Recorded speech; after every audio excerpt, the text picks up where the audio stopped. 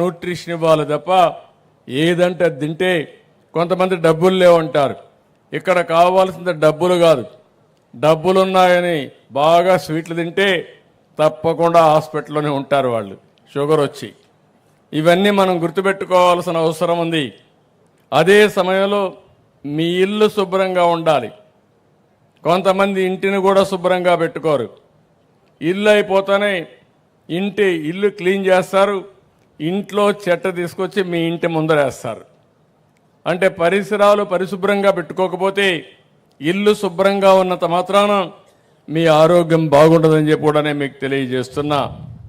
అందుకే మీ ఇల్లు మీ పరిసరాలు అయిన తర్వాత మీరు పనిచేసే ప్రదేశం ఎక్కడైతే మీరు పనిచేస్తారో ఒక చెత్తలోనూ లేకుంటే బాగా దుమ్ముండేది ఇక్కడ పనిచేస్తే ఆ అశుభ్ర వాతావరణం వల్ల మీరు దెబ్బతినే పరిస్థితి వస్తుంది. అందుకే ఈరోజు నేను అందరికీ పిలిపించాను. బహిరంగ ప్రదేశాలు కానీ, అదే మరి స్కూళ్ళు, కాలేజీలు, ప్రభుత్వ కార్యాలయాలు, ప్రార్థన మందిరాలు, పరిశ్రమలు, ఇది మనందరి బాధ్యత. నేను ఐటీసీని అభినందిస్తున్నా. ఐటీసీ ఒక పేపర్ ఇండస్ట్రీ. ఈరోజు ఒక పేపర్ ఇండస్ట్రీ ఐటీసీ రాష్ట్రం మొత్తం ఈ పేపర్ని రీసైకిల్ చేయడానికి మీరు పాత పుస్తకాలు ఇస్తే కొత్త పుస్తకాలు మీకు ఇస్తున్నారు. మీరు ఆ పాత పుస్తకాలు కానీ ఇంట్లో పారేస్తే అది వృధా అయ్యే పరిస్థితి వస్తుంది. ఈరోజు దీనివల్ల రెండు విధాలుగా లాభం. ఒకటి, ఆ పుస్తకాలు తెచ్చిచ్చిన విద్యార్థులకి కొత్త పుస్తకాలు వస్తాయి, డబ్బులు పెట్టి కొనే పని లేదు.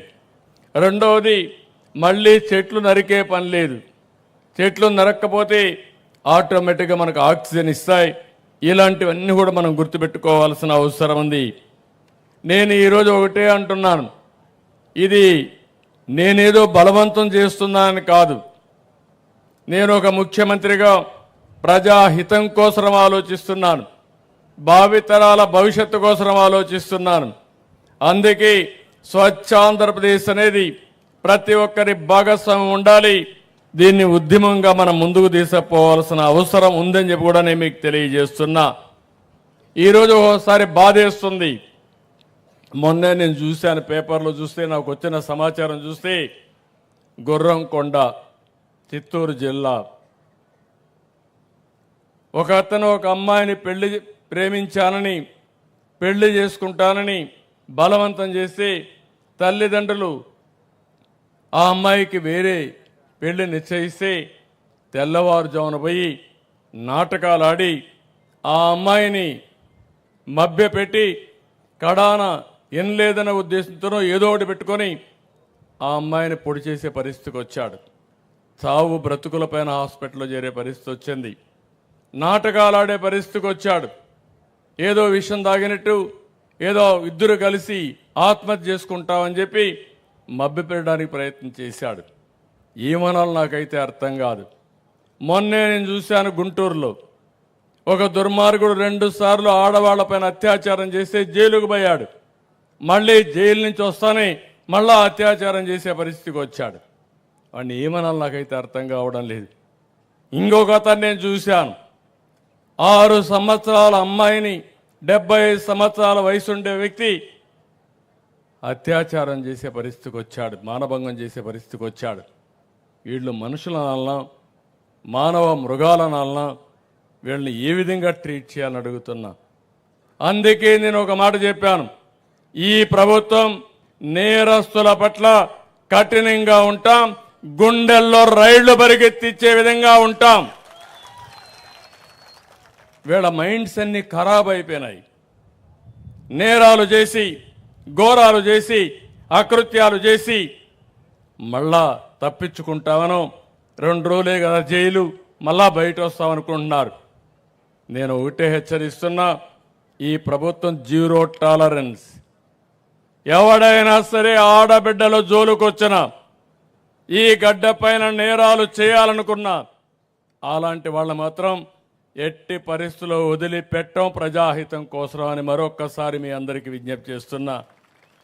ఇలాంటి జరిగినప్పుడు అనిపిస్తుంది, ఏం చేయాలనో మీరు కూడా ఆలోచించుకోవాల్సిన అవసరం ఉంది. గంజాయి విపరీతంగా పెరిగింది.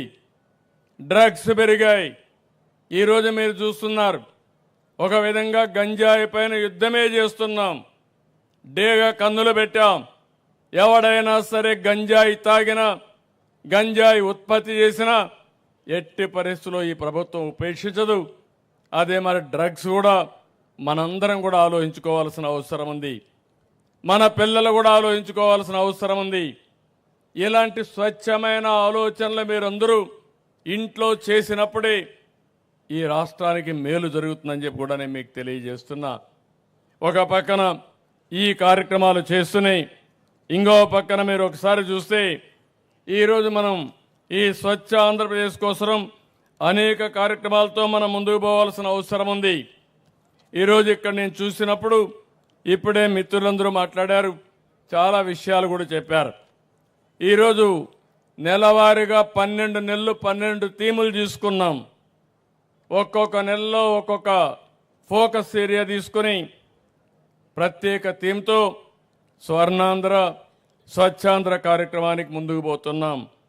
ఈ నెల అయితే రిసోర్సెస్ క్యాప్టెన్తో ఈరోజు అవగాహన కల్పించడానికి ముందుకు